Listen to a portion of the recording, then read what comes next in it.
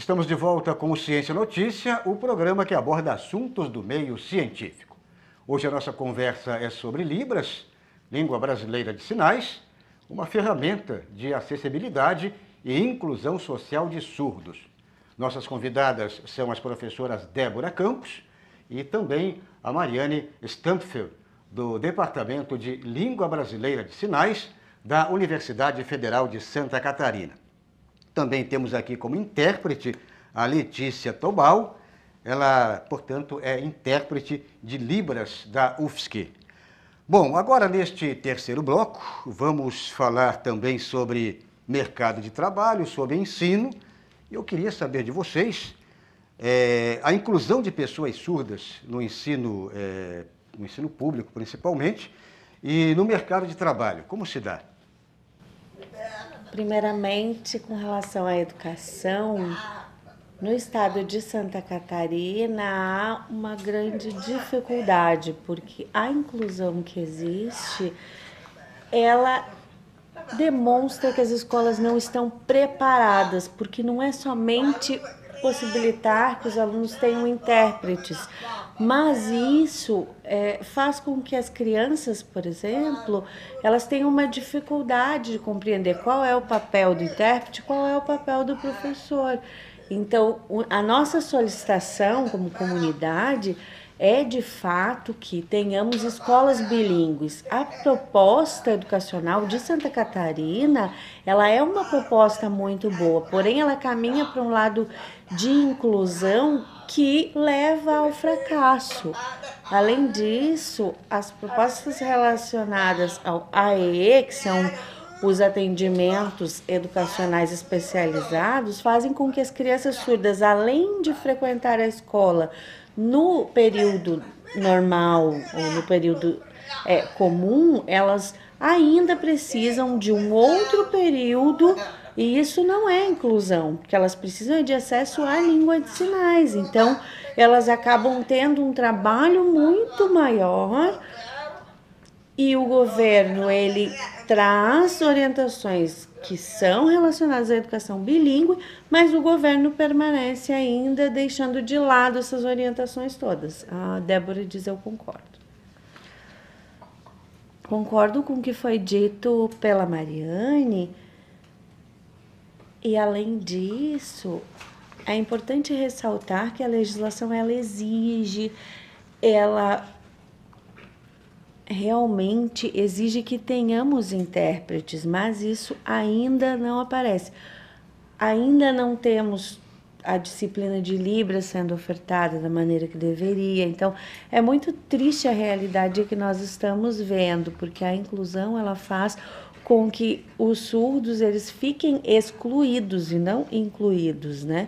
Mas a educação voltada para o surdo, numa escola bilíngue, sim, o incluiria de fato.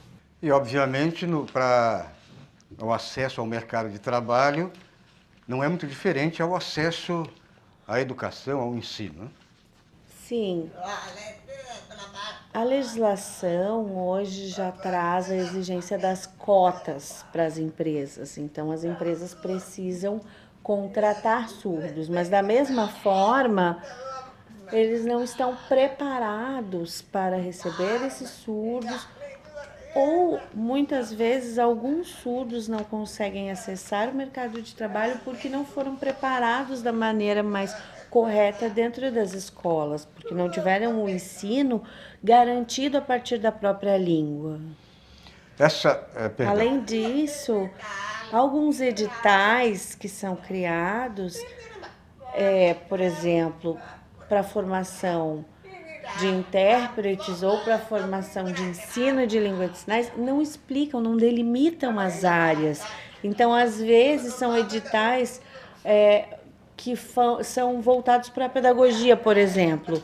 Mas aí as pessoas não sabem qual é a função, qual é o papel daquele profissional, seja ele o intérprete ou o professor de Libras.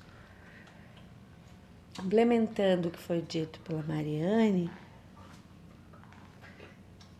a UFSC, ela oferece o respeito aos profissionais que lá atuam, os profissionais surdos, porque nós fizemos um concurso e a língua de sinais, ela foi a nossa exigência como primeira língua, assim como foi a língua portuguesa para as pessoas ouvintes. Então, nós competimos em grau de igualdade com as pessoas ouvintes. E isso não é facilitação, mas é ver o sujeito a partir das características que ele tem, atendendo suas necessidades, de acordo com as suas condições, portanto. Então, há alguns lugares, por exemplo, no Nordeste, a gente vê que há uma dificuldade muito grande, não há tradução para os concursos, assim. O Sul, ele já se destaca um pouco mais nesse sentido, mas há surdos que não têm interesse, por exemplo, em ser professores, têm interesse em trabalhar na área de tecnologia. Isso é possível também, mas às vezes não conseguem acessar vagas de trabalho nas empresas porque as empresas não estão preparadas, né? Então, há algumas barreiras ainda que são enfrentadas pelos... Agora já citamos aqui concursos públicos, né? E vamos então, para finalizar, falar mais desses concursos públicos. Agora vamos ter vestibular da Universidade Federal, vestibular de outras universidades, concursos públicos, né, de cargos e carreiras. E há também uma legislação especial e de atendimento, né, às pessoas que vão participar dos concursos públicos. Como é que está funcionando isso na prática? Bem, há algumas universidades que têm feito a tradução dos vestibulares. Anualmente, a UFES que promove esse trabalho grandioso que é essa tradução. É um trabalho, um processo de 5 meses, com revisão, regravações. E a UFES que tem assumido esse trabalho de uma maneira incrível. O Enem fez esse trabalho pela primeira vez este ano, então isso é um trabalho também de política linguística, né? E a compreensão do que é de fato a língua de sinais. Então, há algumas universidades que ainda criam barreiras para que a língua de sinais possa ser utilizada para que os surdos entrem nas universidades. E para finalizar, essa cota, tanto para empresas públicas, mas também privadas, tem uma cota fixa?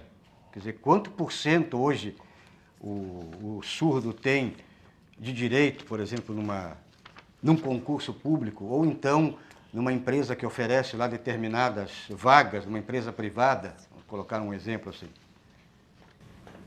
Com relação às empresas particulares, na verdade, as cotas elas não são específicas para pessoas surdas, elas são para pessoas com deficiência. E aí a empresa seleciona os sujeitos a partir das necessidades que a empresa tem. Porque algumas deficiências, por exemplo, as pessoas sabem... utilizam a língua portuguesa para se comunicar, por exemplo. Então, dão prioridade para as pessoas ouvintes e não para as pessoas surdas. Então, há um desequilíbrio, né, entre esse grupo de deficientes. Quer dizer, quem entende a língua e consegue escrever, pelo menos, já se sai melhor, né? Exatamente. E isso não é justo, porque eu acho que precisaria ser da mesma maneira, né? Deveria ser tratado da mesma forma.